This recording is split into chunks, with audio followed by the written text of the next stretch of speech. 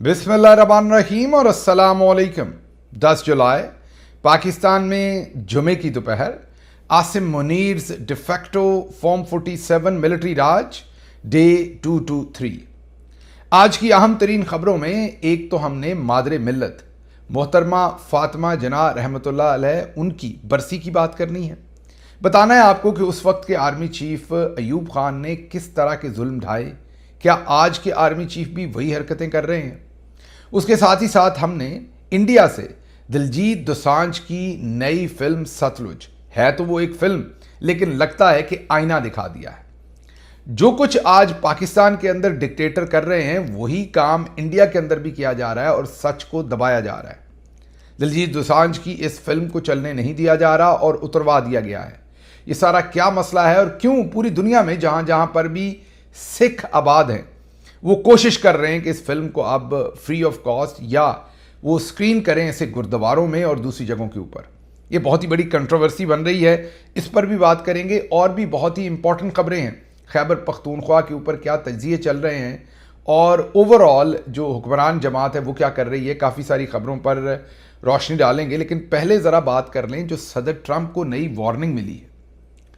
Israeli intelligence agencies ने अब सदर ट्रंप को नई वार्निंग जारी की है और यह बताया है कि ईरान आपको कत्ल करने का इरादा रखता है। यह पहला मौका नहीं है, इससे पहले भी इजरायली जो इंटेलिजेंस एजेंसीज हैं उन्होंने सदर ट्रंप को यह बताया था कि ईरान आपको असैसिनेट करवाना चाहता है। वो जो पुरानी खबरें थी वो पुरानी होगी, ये नई नवेली। जी हाँ, अब वॉल स्ट्रीट जर्नल ने यह रिपोर्ट किया है, ये उनकी खबर है।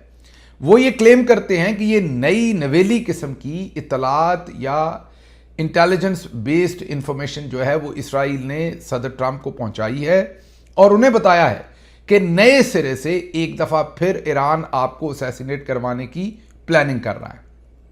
अब इसकी अभी तक तो किसी किस्म की आप ये कहिए कि अथेंटिकेशन मीडिया में नहीं आई, कोई डॉक्यूमेंट नहीं आया, किसी किस्म का ये जो क्लेम है इसका कोई सबूत अभी तक मीडिया के अंदर पेश नहीं किया जा सका।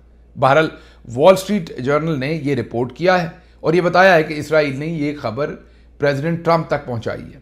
इसके साथ साथ यह भी लिखा जा रहा है कि सदर ट्रंप कहते हैं कि उन्हें अंदाज़ा है कि ईरान उनके मुखालिफ है और वजह यही है कि जब 2020 में जनरल सुलेमानी को सदर ट्रंप ने टारगेट करवाया था या किया था, उस वक्त से कहा जाता है कि ईरान इनके खिलाफ है। अब इसकी दूसरी जहत यह है कि आपको पता है कि ईरान और इसराइल की तो डायरेक्टली जंग है और इसराइल कहता है कि उनका इस वक्त सबसे बड़ा दुश्मन दुनिया के अंदर ईरान है। तो ऐसी सूरत हाल में क्योंकि इसराइल का इसमें बायस भी होगा, मोटिवेशन भी होगी, वो बेनिफिशरी भी होंगे अगर सदर ट्रंप उनकी इस खबर के ऊपर यकीन करें और यकीन करके वो नए सिरे से ईरान के ऊपर कोई हमला कर दें। इसलिए ये जो खबर है जो इसराइल ने दी है इसको पूरी तरह से इस पर ना यकीन किया जा सकता है और ना ही किसी को मेरे ख्याल से करना चाहिए। लेकिन आने वाले दिनों में देखेंगे सदर ट्रंप इस सारे मामले को कैसे हैंडल करते हैं। क्या नई फुल फ्लज जो वॉर है वो शुरू करते हैं ईरान के साथ या मामला जो हैं उनको किसी तरीके से समेटने की कोशिश करते हैं। फिलहाल तो आपको पता है कि एक दिन उन्होंने कहा कि मेरा मुआहदा उनके साथ ख़त्म और अगले दिन कहा कि नहीं, दोबारा हम उसी मुआहदे की तरफ अब गामजन होना चाहते हैं। आने वाले दिनों में इस खबर के ऊपर हम भरपूर नज़र रखेंगे और आपको भी एक्सप्लेन करने की कोशिश करेंगे। अभी तक मेरी सूरत हाल वही है जो मैं आपको 28 फरवरी ऑनवर्ड बता रहा हूँ कि इस जंग ने ख़त्म होना है। ये कोई बहुत बड़ी लंबी चौड़ी जंग नहीं होगी। फ़िलहाल ईरान को ज़ाहिर है कमज़ोर किया गया है अपनी तरफ से तो हमले करके, और सोच ये होगी कि 1-2 साल इसी तरीके से रहने दिया जाए, फिर हमला किया जाए, फिर देखा जाए रजीम चेंज कर सकते हैं कि नहीं, और तब तक ये काम किए जाएं जब तक ईरान के अंदर रजीम अपनी मर्जी की चेंज ना करवा ली जाए। जब तक ईरान को कमज़ोर नहीं कर लिया जाता उस वक्त तक इसी तरीके से मुआहदे वगैरह करके काम आगे चलाया जाएगा। दूसरी तरफ ईरान में आखिरकार जो उनके साबिक सुप्रीम लीडर अली खामेनाई थे उनको सुपुर्द खाक कर दिया गया, उनकी तदफीन कर दी गई। जिस दिन उनका जनाजा था 1.25 करोड़ से 1.5 करोड़ अफराद जो हैं वो सड़कों पर निकले थे ईरान के अंदर जनाजे के लिए। आज तदफीन के मौके पर एक दफ़ा फिर बड़ी तादाद में जो है वो सड़कों पर निकले और जाहिर है उन्होंने उस पर वो बदला लेने का भी डिमांड कर रहे थे, इसराइल पर हमले की भी डिमांड कर रहे थे और ईरान के दिफा का भी एक दफ़ा फिर अयादा कर रहे थे। तो इससे वो जो रजीम चेंज करने का पूरा प्रोग्राम था इजराइल का या अमेरिका का, वो पूरा होता हुआ कम से कम इन मुजाहरों से नज़र नहीं आ रहा। आने वाले दिनों में पता चलेगा, जैसे मैंने आपको कहा कि ये सारी चीज़ किस करवट बैठती है। लेकिन ये उनको सुपर्द खाक जो है वो मशहद में कर दिया गया, और अब जाहिर है जो जंग की सूरत हाल है उसमें भी अगले 1-2 दिन में पता चलेगा कि मौदा होता है, ये मामलात किस तरफ चलते हैं। अब ज़रा क्विकली बात कर लें हम फ़ातिमा जना मादर मिल्लत, उनकी बरसी थी कल, और उस मौके के ऊपर बहुत सारे लोगों ने डिफरेंट तज्जियात लिखे। हमने कहा हम आपके सामने कुछ तज्जिए रख दें। बिशारत राजा लिखते हैं कि सदारती इंतखाबात में फ़ातिमा जना के ख़िलाफ़ जनरल अयूब के चीफ पोलिंग एजेंट भुट्टो साहब थे। उन्होंने फ़ातिमा जना मतलब भुट्टो साहब ने फ़ातिमा जना की शादी ना करने पर भी सवाल उठाया था। इंजीनियर खुरम दस्तगीर, ये गुजरांवाला से मुस्लिम लीग नून के लीडर भी हैं और MNA भी होते हैं बार बार वहाँ से मुस्लिम लीग नून के टिकट पर। उनके जो वालिद मोहतरम हैं ग़ुलाम दस्तगीर अभी भी ज़िंदा है, हयात है। वो भी ज़ाहिर है मुस्लिम लीग नून की ही सियासत करते रहे पहले, अब उनका बेटा सियासत करता है। तो जो ग़ुलाम दस्तगीर साहब हैं, बिशारत राजा बताते हैं असल में ये वाक़या सबसे पहले हारून रशीद साहब ने ये वाक़या सबसे पहले टेलीविज़न पर सुनाया था, और अब बिशारत राजा दोबारा दोहरा रहे हैं उस वाक़े को। कहते हैं कि ग़ुलाम दस्तगीर ने गुजरांवाला में कुतिया के गले में लालटेन लटकाई। उस वक्त फ़ातिमा जना साहबा का जो इंतखाबी निशान था वो लालटेन था, तो कुतिया के गले में लालटेन लटकाई और उसको पीटते थे, और बार बार पीटने के बाद उससे पूछते थे कि क्या अब तुम अयूब खान के खिलाफ इलेक्शन लड़ोगी। कुतिया से पूछते थे। आप इससे खुद ही समझ सकते हैं कि किसको कुतिया के साथ तशबीह देते थे और क्यों कुतिया के गले में लालटेन लटका कर ये सब कुछ किया जाता था। लेकिन उसके बाद ये सारे लोग जमहूरियत के बहुत बड़े चैम्पियन बनते हैं। अच्छा, इसमें एक बात ये भी जहन में रखिएगा कि हम बहुत जल्दी चीज़ें भूल जाते हैं। जाहिर है किसी के साथ बाद में जुल्म हो जाए तो हम उसके किए हुए, या इवन कोई वैसे भी मर जाए तो जो उसने कारनामे अंजाम दिए होते हैं वो सारे हम भूल के सिर्फ मरने पर ही उसको माफ़ी तलाफ़ी उसकी कर देते हैं। मसलन जैसे भुट्टो साहब के साथ बड़ी ज़्यादती हुई। मैं हमेशा कहता हूँ जब उन्हें फांसी दी गई, जो कुछ किया गया उसके ख़िलाफ़ या अदालतों में जो उनके साथ किया गया, मैं भरपूर आवाज़ उठाता हूँ और उठाता रहूँगा। लेकिन उससे पहले हमें नहीं भूलना चाहिए कि जो कुछ आज ये अर्दली, मरियम नवाज़, बिलावल जरदारी जो कुछ ये कर रहे हैं, भुट्टो साहब भी अयूब खान के साथ मिलकर यही करते रहे, फिर याया खान के साथ मिलकर यही करते रहे। अयूब खान के खिलाफ बगावत की, जमहूरियत पसंद बने तो फिर याया खान के साथ मिलकर अगले काम सारे के सारे जो हैं वो यही किए। तो कहने की बात यह है कि ये जो तमाम माजी के हमारे कारनामे हैं हमारे लीडरान के, ये भी हमें जहन में रखने पड़ने हैं, और उससे हमें नज़र आना है कि फ़ातिमा जना साहबा के साथ ये जो कुछ भी किया था उस वक्त के डिक्टेटर ने, क्या आज कुछ मुख्तलिफ है। और वो डिक्टेटर खुद डायरेक्टली तो नहीं करते थे, जाहिर है उन्होंने भी आगे बंदे रखे हुए थे, जो जैसे मैंने आपको बताया कि खुरम दस्तगीर साहब ने जो कुछ किया, उनके वालिद ने, ग़ुलाम दस्तगीर ने, और दूसरे कोई एक नहीं थे। भुट्टो साहब ने कहा कि उन्होंने शादी नहीं की, उनके ऊपर हर तरह के इल्ज़ामात लगाए, तो कोई एक नहीं था जो उनके साथ ये सब कुछ करने की कोशिश कर रहा था। अब चलते हैं ज़रा इंडिया में, जहाँ पर इस वक्त एक बहुत ही बड़ी कंट्रोवर्सी हुई है। कंट्रोवर्सी ये है कि वहाँ पर आप सबको पता है पंजाबी के बहुत ही मकबूल सिंगर भी हैं और एक्टर भी हैं दिलजीत दोसांझ। अब तो खैर वो बॉलीवुड के भी बहुत बड़े स्टार बन गए हैं, लेकिन शुरू उन्होंने जो पंजाबी फिल्में थीं, पंजाबी सिनेमा था, वहाँ से किया, और वो सिंगर भी हैं। उनकी एक नई फिल्म जिसका नाम पहले तो पंजाब 95 था, उससे पहले एक और नाम था, लेकिन फिर पंजाब 95 रखा गया, और आखिरकार उसे रिलीज़ करने के लिए उन्हें उसका नाम एक दफ़ा फिर तब्दील करना पड़ा और उसका नाम सतलुज रखा। सतलुज आपको पता दरिया है, और उन 5 दरियाओं में से एक दरिया है जो इंडिया के कब्ज़े में है। यहाँ पर ये याद रखें, हालांकि इस फिल्म से तो इस बात का कोई लेना देना नहीं, लेकिन याद करवा दें कि हमारे DG ISPR ने इंडिया की सांस बंद करनी थी जब उन्होंने पानी बंद करना था, तो उन्होंने हमारा पानी अब बंद किया हुआ है। तो हमें ये याद रहे कि जो सिंध है, जो झेलम है और जो चनाब है, ये तीनों जो दरिया हैं इनका पानी हमारे हिस्से में आता है, और जो आगे उससे रावी है, सतलुज है और ब्यास है, इसका पानी जो है वो इंडिया के हिस्से में आता है। तो सतलुज जो है वो नाम रखा है इस फिल्म का। जो इंडियन सेंसर बोर्ड है उन्होंने 120 कट लगवाए इस फिल्म के ऊपर, उसके बावजूद रिलीज नहीं होने दे रहे थे। कई साल पहले यह फिल्म बनी, लेकिन इसको रिलीज करने की इजाजत इंडिया के अंदर नहीं मिल रही थी। अब आप सोच रहे होंगे ये फिल्म किस चीज पे है। 1980 से 1990 की ये जो दहाई थी, या 1995 तक कह लें, इंडिया के अंदर जो जुल्म सिखों के ऊपर किया गया, वो खालिस्तान की तहरीक या उसके अलावा इंदिरा गांधी साहबा की जो पॉलिसीज थी, जो कुछ आपको याद होगा जो गोल्डन टेम्पल में हुआ, और उसके बाद इंदिरा गांधी की जिस तरीके से मौत वाकया हुई, कत्ल हुआ, जाहिर है उनके सिख बॉडीगार्ड्स ने किया, और उसके बाद जो दंगे हुए और दिल्ली के अंदर जिस तरीके से हज़ारों लाखों सिखों को काट दिया गया, मार दिया गया, और उसके बाद जो सिखों के ऊपर ज़मीन तंग कर दी गई, जिस वजह से आज आपको कनाडा में दूसरी जगहों पर बहुत ज़्यादा पंजाबी नज़र आते हैं, वो वही वक्त था जब वो वहाँ से निकले थे, हिजरत की थी। वजह यह थी कि इंडिया की ज़मीन उन पर तंग कर दी गई थी। तो उसी ज़माने में जिस तरीके से आज पाकिस्तान के अंदर लोगों को गायब कर दिया जाता है, इंडियन सिक्योरिटी फोर्सेस ने भी सिखों को 1980 से 1990 या 95 के दरमियान में गायब कर दिया।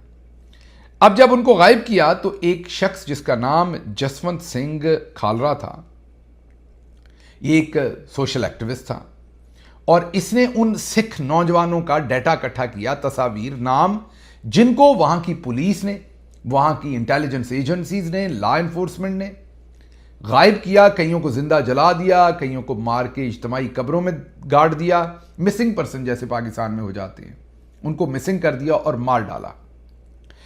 ये जो जसवंत सिंह कालरा थे, इन्होंने इस जुल्म के खिलाफ इस मिशन का बेड़ा उठाया और टेबुलेट किया, डॉक्यूमेंट किया इन तमाम लोगों के डाटा को और इनके नामों को। जैसे मुझे पता है कि पाकिस्तान में बहुत सारे रिटायर्ड फौजी अफसरान, ये मैं आज के सिस्टम के जो ब्यूरोक्रेट्स हैं, जितने भी लोग कार्रवाइयां डाल रही हैं, मैं उनके लिए मेरा ये क्लिप देख लें, बार बार आपको याद रहे। रिटायर्ड फौजी अफसरान ऐसे बहुत सारे हैं जो आप सबका डाटा मुरत्तब कर रहे हैं, जो ये चाहते हैं कि पाकिस्तान में एक दिन रूल ऑफ लॉ आए, जमहूरियत आए, और आज जो कुछ ये कर रहे हैं, फौजी अफसरान, सिविलियन जो ब्यूरोक्रेसी के अफसरान, सियासतदान, पुलिस वाले, ये सब मिलके जो जिस तरीके से आइन शिकनी कर रहे हैं, मैं ज़ाती हैसियत में जानता हूं कि कई फौजी अफसरान इसका डाटा इकट्ठा कर रहे हैं, लिस्टें बन रही हैं, और जब दिन अच्छे आए तो वो लिस्टें आपके सामने आएंगी। बहरहाल जसवंत सिंह खालरा जो हैं, उन्होंने वो लिस्टें बनाई। फिर आखिरकार 1995 में पंजाब पुलिस, जो इंडिया की पंजाब पुलिस है, उन्होंने उन्हें अगवा कर लिया, पकड़ लिया, मिसिंग पर्सन कर दिया, और फिर उन्हें कत्ल करके उनको नहर में बहा दिया, उनकी लाश को। जो दिलजीत दोसांझ हैं, वैसे तो इस वक्त मेरा ख्याल इंडिया के, अगर शाहरुख खान के बाद, मेरा ख्याल आप में से कई लोग मेरे से डिसएग्री करेंगे, लेकिन शाहरुख खान के बाद अगर कोई सुपरस्टार है तो वो दिलजीत दोसांझ है, not for his acting but for his singing. तो अभी वो हाल ही में अमेरिका आए थे, तो जो लोग भी उनका कॉन्सर्ट वगैरह देखने गए, मैं खुद तो नहीं जा सका, आल्दो के मैं भी उनके काम को बहुत पसंद करता हूँ, लेकिन जो लोग देखने जा सके उन्होंने मुझे बताया कि शायद ही किसी इंडियन सुपरस्टार का इस तरीके के कॉन्सर्ट्स जो हैं वो इतने हाउसफुल या पूरे पूरे स्टेडियम्स फुल उन्होंने अमेरिका के अंदर देखे। तो अभी थोड़ी देर पहले ही दिलजीत दोसांझ को मोदी साहब भी मिले थे, क्योंकि मैंने आपको बताया कि वो एक बड़ा नाम है, और पहले तो वो पंजाबी सिनेमा में रहे और पंजाब के अंदर ही उन्होंने काम किया, लेकिन उनके काम को इतनी पजीराई मिली कि यकायक वो इस वक्त बॉलीवुड के भी सुपरस्टार हो गए हैं, और तमाम बड़ी फिल्मों के अंदर या अब उनके गाने हैं या वो आपको काम करते हुए नजर आ रहे हैं। बहरहाल ये फिल्म उन्होंने बहुत साल पहले बनाई थी, मैंने ये फिल्म देखी नहीं, लेकिन जिन लोगों ने देखी, और मैं देखूंगा ज़रूर, आपके सामने इसका रिव्यू भी रखूंगा, क्योंकि ये फिल्म नहीं है।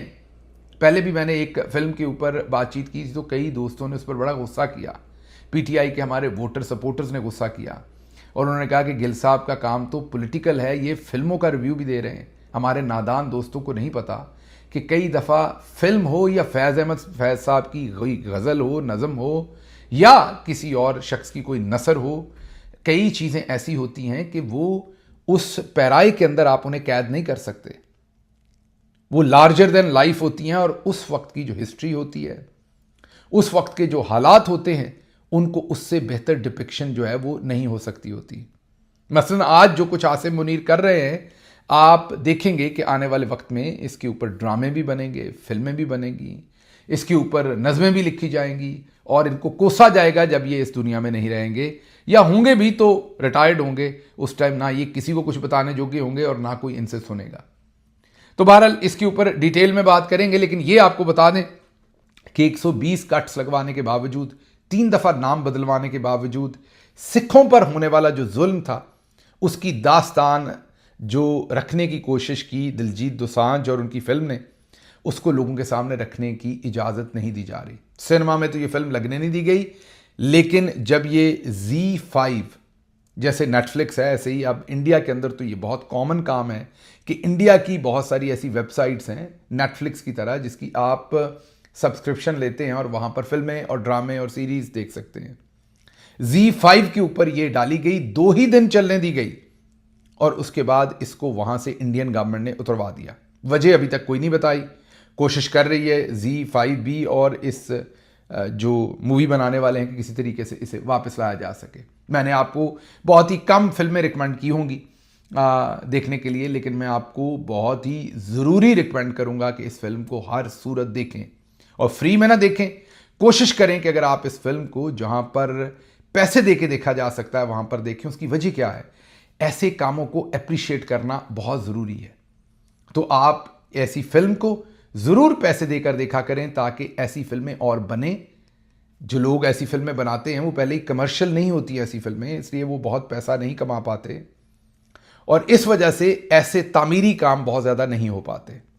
इसे मेरी आपसे हम्बल रिक्वेस्ट होगी कि अगर आपने सतलुज नहीं देखी, ज़रूर देखिए, मुझे भी बताइए, उसका फीडबैक दीजिए और कोशिश कीजिए खुद भी देखिए और दूसरे लोगों को भी दिखाइए, ताकि इस मूवी का जो मैसेज था, जो पंजाब के अंदर कत्लो गारत हुई थी मशरकी पंजाब में, जिसे हम चढ़ता पंजाब कहते हैं, चढ़ता मतलब जहाँ से सूरज तलू होता है उस साइड को, मशरक की साइड को चढ़ता कह देते हैं। जिधर सूरज गुरूब होता है उसे पंजाबी में लहंदा मतलब डूबता, लहंदा कह देते हैं। तो हमारे वाली साइड का पंजाब लहंदा पंजाब है, उनकी साइड का पंजाब चढ़ता पंजाब है। तो जो मशरकी पंजाब या चढ़ता पंजाब के अंदर वो जुल्म किया गया, जिस तरह का जुल्म आजकल पाकिस्तान के अंदर, पंजाब के अंदर CCD कर रही है और उसके साथ साथ जो पाकिस्तान तहरीक इंसाफ के साथ और उनके वर्कर्स के साथ हुआ, वैसा ही जुल्म वहाँ पर होता हुआ नज़र आया। इसलिए आप इस फिल्म को हर सूरत ज़रूर देखिएगा। आगे बढ़ते हैं। ये एहसार राणा पाकिस्तान के एक बहुत ही मोतबर जर्नलिस्ट, पुराने जर्नलिस्ट, लाहौर में बैठे हुए कम जर्नलिस्ट हैं जिन्होंने अपने ईमान का सौदा नहीं किया या कलम का सौदा नहीं किया। वैसे तो कहीं पर बैठ के भी सच बोलना मुश्किल है। मुल्क से आप बाहर हों, मुल्क के आप अंदर हों, सच बोलना यकीन कीजिए बहुत मुश्किल है। बहुत कुछ आड़े आता है, आपकी अपनी मजबूरियां, आपके फाइनेंशियल बेनिफिट्स, आपके रिलेशनशिप, आपके दोस्त, आपके रिश्तेदार, आपकी यारियां, आपके आने वाले वक्त के फ़ायदे नुकसान, सब कुछ। सच को जो है वो हमने तो यही सोचा था कि सुना था कि सच को आँच नहीं, लेकिन अब समझ आई कि एक ही चीज़ को आँच है और वो सच को है। मतलब सच को दबाने के लिए हर चीज़ हमेशा बरसरे पैकार रहती है। सच ऐसे ही है जैसे आप मौत से भागें लेकिन मौत आपको ले डूबती है, आखिरकार ले आती है। ऐसे ही सच जितना आप बोलते जाते हैं उतना आपकी मौत करीब आती जाती है। आई नो ये बड़ी डिसअपॉइंटिंग सी बात मैं कर रहा हूँ, लेकिन हकीकत यही है। मैंने अर्श शरीफ को भी देखा ये करते हुए, अपनी दास्तान भी यही देख रहा हूँ। दोबारा जब आप सच बोलते हैं आप पर ज़िंदगी टाइट होती जाती है, तंग होती जाती है। एहसार राणा मैं इसलिए पसंद करता हूँ, बोल्ड उतने शायद नहीं होंगे जितने आपको हम बोलते हुए लगते हैं और बहुत सारे लोग धीमे हैं, लेकिन धीमे रहते हुए भी, लाहौर के अंदर रहते हुए अपना ज़मीर ना बेचना और दुरुस्त सहाफ़त की कोशिश जारी रखना एक बहुत बड़ा काम है। उनका तबसरा सुन लीजिए। मैं तो अक्सर आपके सामने ये तबसरा करता रहता हूँ, मुझे तो अब आप वन ऑफ द पार्टी समझते हैं इसमें। वो क्या कहते हैं? वो कहते हैं कि आज इमरान खान जेल में हैं और PTI वालों की मौज लग गई है। वो लोग जो कभी मोटरसाइकिल के अलावा किसी गाड़ी में नहीं बैठे थे, आज वो 6-6 करोड़ की गाड़ियों में फिर रहे हैं, हेलीकॉप्टरों की सैर कर रहे हैं, टिकटॉक बना रहे हैं। आज खैबर पख्तूनख्वा में इलेक्शन हो तो PTI वहाँ से हार जाएगी, क्योंकि PTI लीडरशिप ने इमरान खान के ख्वाबों को चकनाचूर कर दिया। गंडापुर सुहेल अफरीदी से कहीं बेहतर आदमी था। अगर अलीमा खानम ना होती तो PTI क़यादत इमरान खान का सौदा करके बेच बाच कर आगे चली गई होती। एहसार राणा को ये लिखना पड़ रहा है मजबूरी के साथ, क्योंकि जो कुछ वो देख रहे हैं, जो पिछले दिन खैबर पख्तूनख्वा की असम्बली ने जो करतूत की है, जो शर्मनाक और घटिया हरकत की है कि हमें नीले पीले पासपोर्ट चाहिए, हमें प्रोटोकॉल्स चाहिए, हमें पैसे चाहिए, हमें गाड़ियाँ चाहिए, हमारे बीवी को भी पासपोर्ट चाहिए, हमें फ्री कमरे चाहिए, ये सब कुछ जो हमने होते देखा है, ज़ाहिर है ये इमरान खान की सोच, उनके नज़रिए के बहुत ख़िलाफ़ है। ये भी बहुत दुरुस्त बात है एसआर राणा साहब की कि ऐसे लोग किसी के वालिद मोहतरम, हमारे लिए बहरहाल वो इज़्ज़त की जगह पे हैं, पुलिस में हवालदार तो किसी के वालिद मोहतरम फ़ौज में हवालदार, लेकिन अब आप देखें तो उनके पास से गाड़ियाँ ख़त्म नहीं होती। और एक लड़ी है, चंद लोग हैं जिनके पीछे कुछ ताकतवर लोग बैठे हुए हैं, कुछ आगे आपको नज़र आते हैं, रेपुटेशन सभी की आपकी नज़र में बड़ी अच्छी है, लेकिन उन्होंने तबाहियाँ मचा रखी हैं। मसला ये है कि आप सबको पता है कि गैलीलियो ने जब सबसे पहले ये कहा था कि दुनिया गोल है तो उसको छितर पड़े थे। हालांकि उन्होंने बात तो ठीक कही थी, लेकिन वक्त से पहले कह दी थी। कई दफ़ा मैंने पहले भी आप लोगों को कहा कि आप लोग बहुत नाराज़ होते हैं जब मैं कोई बात पूरी नहीं बताता। आप कहते हैं बात पूरी बताया करें। आपको पता है ना कि हम सबको, पाकिस्तानियों को एक चीज़ का बड़ा शौक़ है, विचली गल दसो, विचली गल मीन अंदर की बात बताएं। हम सब अंदर की बात जानना चाहते हैं, लेकिन ये कभी ख्याल नहीं करते कि जो विचली गल दसदा है उसके साथ फिर क्या होता है। अक्सर औकात उसे जैसे बेलने के अंदर, आपने कभी वो गन्ने का रस निकलता देखा है ना, तो बेलने के अंदर जैसे उसको भी तो बीच में से गुजारते हैं ना, तो विचली गल दसन वाला कई बारी विचले पासों दी नगा दिता जाता है, मतलब गुजार दिता जाता है उस बेलने में से, तो वो उसकी कीमत उसने अदा करनी होती है। चलें, पर्सनल कीमत बंदा अदा कर देता है, कई दफ़ा जो कॉज के लिए आप काम कर रहे होते हैं उस कॉज की भी बलि चढ़ जाती है। इसलिए कॉज को प्रोटेक्ट करने के लिए कई सच आपने रोकने होते हैं, वो वक्त पर बोलने होते हैं, उससे पहले नहीं बोलने होते। इसलिए नज़र तो मुझे बहुत कुछ आ रहा है, कौन क्या कर रहा है, कौन पीछे, बस आज की बातें आपने मेरी याद रखनी है, किसी मुनासिब वक्त पर इस पर से भी पर्दा उठाएंगे। पीछे असल में कौन बैठा है, ये सब कुछ कौन करवा रहा है, जब आप जानेंगे तो आपका दिल ज़रूर टूटेगा। लेकिन ये मामला इतना सादा नहीं है। एसआर राणा जो बात कह रहे हैं उसके अंदर बहुत ज़्यादा वज़न है, लेकिन ये बड़ी ही तकलीफ़ की बात है कि इमरान खान की जिद्दोजहद के साथ आज ये लोग क्या कर रहे हैं। आगे बढ़ते हैं, अगली खबर आपके सामने रखेंगे कि सिंध के मुराद के कानून की शिक 10A। सिंपल बात यह है कि सिंध की असम्बली ने पहले से ये कानून पास कर रखा है कि MPA, उनकी शरीक हयात और बच्चों के लिए ताहयात सरकारी पासपोर्ट की सहूलत मौजूद होगी। पंजाब की असम्बली का भी यही कानून है कि पंजाब असम्बली के MPAs और उनके शरीक हयात जो हैं, और जो साबक MPA, जब आप साबक MPA कह देते हैं तो वो भी ताहयात ही हो गया ना, क्योंकि एक दफ़ा जो MPA बन गया वो साबक हो गया। तो पंजाब भी ताहयात पासपोर्ट दे रहा है अपने MPAs और उनकी अहले खाना को, सिंध भी दे रहा है। अब खैबर पख्तूनख्वा ने दिया है तो दोनों वो कहते हैं ना, मैं करूं तो साला करैक्टर ढीला है। तो किस मुंह से सिंध वाले और पंजाब वाले, अजमा बुखारी हों या दूसरे हों, वो तनकीद कर रहे हैं कि देखें खैबर पख्तूनख्वा ने ये कानून पास कर दिया। इतने बेशर्म है कि अपने गिरेबान में नहीं देखते कि आपने तो ये बहुत पहले पास कर रखा है। अच्छा, अगर इनसे पूछे तो आगे से जवाब ये देते हैं कि हम तो करप्ट है ना, हम तो ऐसे हैं। इमरान खान बात करते थे मेरिट की, PTI मेरिट की बात करती थी, तो इसलिए आप लोग जवाब दें। ये भी देखें क्या खूब बात है। ये आप लोग अपने मुंह से कहते हैं कि हाँ हम तो गंदे हैं, हम तो ऐसे ही करेंगे। आप कहते थे आप अच्छे हैं, तो आप ऐसा क्यों कर रहे हैं? तो भाई अगर आप गंदे हैं तो फिर आपकी बात पर हम तज्जिया भी क्यों करें?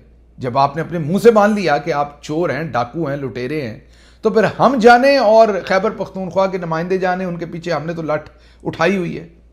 हम तो बात करते अच्छे लगते हैं, हम का मतलब आवाम जो है आम। आप किस मुंह से करते हैं? आपने तो खुद ये सारे बेनिफिट ले रखे हैं। तो बहरहाल ये वो सारी चीज़ जो आपके सामने रखी थी, रियाजुल हक साहब ने भी यही तज्जिया किया है, असदुल्ला खान साहब ने भी यही तज्जिया किया है कि सिंध और पंजाब दोनों में वो सहूलतें मौजूद हैं जो खैबर पख्तूनख्वा ने ली हैं, लेकिन दोनों इस वक्त खैबर पख्तूनख्वा के ऊपर क्रिटिसिज्म कर रहे हैं। यहाँ से खैबर पख्तूनख्वा की असम्बली, MPAs और सुहेल अफरीदी को ख्याल करना चाहिए कि देखिए उन्होंने खुद वो गंदा काम कर रखा है, लेकिन जब आपने किया तो वो इमरान खान के लिए, आपकी पार्टी के लिए और पाकिस्तान के लिए कैसी बदनामी का बायस आप बने हैं। मुफ्ती मोहम्मद तकी उस्मानी साहब ने फतवा दिया है कि क्रिप्टो करेंसी खिलाफ इस्लाम है। लफ्ज़ उनके ये नहीं है, लेकिन उन्होंने ये कहा है कि क्रिप्टो करेंसी माल नहीं है, बल्कि खाता में फर्जी नंबरों का इंदराज है, चाहे वो USDT में हो या क्रिप्टो टोकन की सूरत में हो। इसलिए क्रिप्टो करेंसी खरीदना जायज़ नहीं है। मुफ्ती तकी उस्मानी साहब, हाल ही में इसहाक डार साहब के नवासे ने एक गैंग रेप किया है। मुफ्ती तकी उस्मानी साहब खामोश रहे हैं। हाल ही में आप सबको पता है कि डॉक्टर यास्मीन राशिद के साथ क्या हुआ। बुशरा बीबी के ऊपर इद्दत और निकाह का घटिया केस बना। तकी उस्मानी साहब, मौलाना मोहतरम तकी उस्मानी साहब खामोश रहे हैं। जाकर बोले किस पर हैं? क्रिप्टो करेंसी के ऊपर, क्योंकि लगता है चौधरी साहब ने उन्हें कहा होगा कि बयान दे दें। हमारे उलमा को भी समझ नहीं आती, इनको बिल्कुल पता नहीं होगा, हालांकि बड़े आपको पता है जय्यद आलम दीन है, लेकिन जाहिर है आपको सच्ची बात बताऊं, पूरा मुझे नहीं पता क्रिप्टो करेंसी का। मैं ये नहीं कह रहा कि मैं बड़ा समझदार हूं, मुझे नहीं पता तो उनको क्या पता होना, लेकिन बहरहाल जनरेशन गैप तो है ना। कोई माड़ा चंगा थोड़ा बहुत मुझे पता है क्रिप्टो करेंसी का। मैं बड़ा श्योर हूं कि मौलाना साहब को उतना भी नहीं पता होना। इसलिए नहीं कि मैं जय्यद हूं, मैं वजह बता दी आपको, लेकिन क्योंकि उन्हें फतवा आया हुआ था उन्होंने दे डाला है। जहां पर फतवे देने चाहिए वहां पर फतवे नहीं देते, और जहां नहीं देने चाहिए वो फतवे देते हैं। ये यहां पर ये ध्यान में रखिए कि इस्लामिक बैंकिंग के बहुत सारे जो बोर्ड्स हैं, बहुत सारे बड़े बड़े बैंक जो इस्लामिक बैंकिंग ऑफर कर रहे हैं, उनके बोर्ड्स के ऊपर बहुत ही मुतबर पोजीशन पर तकी उस्मानी साहब मौजूद हैं। बड़ा ही लुक्रेटिव काम है, खास से इसके पैसे वैसे भी मिलते हैं। सिंध के वजीर बल्दियात सैयद नासिर हुसैन शाह साहब की तबीयत खराब हुई और वो इलाज के लिए अबू धाबी रवाना हो गए।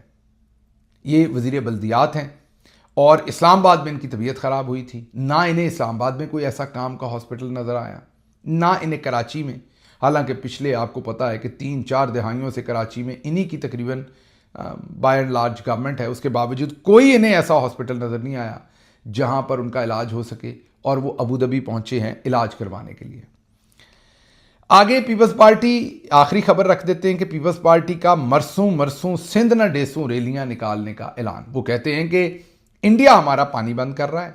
12 जुलाई को सिंध के तमाम ज़िले हेडक्वार्टर्स में मरसूं मरसूं सिंध न डेसूं रैलियां निकालने का हमने ऐलान किया है। निसार खोड़ो साहब ये बता रहे हैं कि दरियाए सिंध हमारी जान है, आन है, हमारी ज़िंदगी है, इसका पानी हम नहीं रोकने देंगे और इसके खिलाफ हम एहतजाज करेंगे। दिखने को तो आपको ये इंडिया के खिलाफ नजर आ रहा है एहतजाज, लेकिन असल में ये 28वीं तरमीम के खिलाफ एहतजाज है। सिंध गवर्नमेंट जो है वो अपने आप को थोड़ी सी पोस्चरिंग कर रही है। मेरा ख्याल है इवेंचुअली तो मान जाएंगे, लेकिन सौदेबाजी होगी कि हमें क्या दिया जाता है, बिलावल जरदारी साहब को क्या दिया जाता है, फिर शायद सिंध ये काम करने को तैयार हो जाए। लेकिन फिलहाल मामलात ये लगते हैं कि शायद वो तैयार ना हो। क्रोएशिया के फॉरेन मिनिस्टर पाकिस्तान पहुंचे हैं और हैरान कुन बात यह कि अपना बैग खुद उठा रहे थे। कोई लंबा चौड़ा उनके साथ स्टाफ नहीं था, कोई छतरी पकड़ने वाला नहीं था, अपना बैग उठा के बेचारे खुद ही भागे फिर रहे थे। वैसे तो हमारे जो डीसी शीसी हैं वो भी समझ रहे होंगे कि यार कैसा मलूकड़ा सा बंदा है, इसके पल्ले तो कुछ भी नहीं है, ये ऐसे ही वजीर खारजा है, ये तो अपना बैग भी इसको खुद उठाना पड़ रहा है। अच्छा, हमने बलूचिस्तान के ऊपर एक बहुत ही इंपॉर्टेंट खबर करनी थी। वहाँ के एक वजीर साहब पकड़े गए हैं जो BLA को भत्ता देते हैं। Can you imagine it? ये इनका नाम अब्दुर्रहमान खेतरान है और इन पर इल्ज़ाम था कि ये BLA को भत्ता देते हैं, और ये जो चौधरी निज़ामुद्दीन की बनाई हुई कैबिनेट है, उन्हीं के सरफराज बुगटी चीफ मिनिस्टर हैं, उनकी कैबिनेट के अंदर अब्दुर्रहमान खेतरान जिंदा रहने के लिए, अपने मामला चलाने के लिए BLA के दहशतगर्दों को भत्ता दे रहे हैं। रेट ऑफ द स्टेट कहां रह गई, क्या हो गया, इसका अंदाजा इसके बाद आप खुद लगा लीजिए। उसके साथ साथ जियारत के जो डिप्टी कमिश्नर हैं, उनकी एक वीडियो सामने आई जहां पर वो लोगों को ये कह रहे हैं, डिप्टी कमिश्नर साहब, कि ना मैं महफूज हूं ना आप महफूज हैं। सोचिए, जो रियासत एक डिप्टी कमिश्नर को महफूज नहीं कर सकती, या डिप्टी कमिश्नर कह रहा है कि ना मैं महफूज हूं ना आप महफूज हैं, उसके बाद फिर क्या बात करें और क्या तज्जिया करें। तो ये जो अब्दुर्रहमान खेतरान साहब हैं, इनको शायद अब वजारत से हटाया जा रहा है, क्योंकि चौधरी साहब को बहुत बुरा लगा है कि यार ये इतने कमज़ोर अपने आप को महसूस करते रहे कि दहशतगर्दों को ये भत्ता देते रहे हैं। इस पर भी बात करेंगे, कश्मीर के इशू पर भी बात करेंगे, बाकी चीज़ों पर भी। मुझे यहाँ से इजाज़त दीजिए। अल्लाह आपका हामी और नासिर हो। पाकिस्तान जिंदाबाद।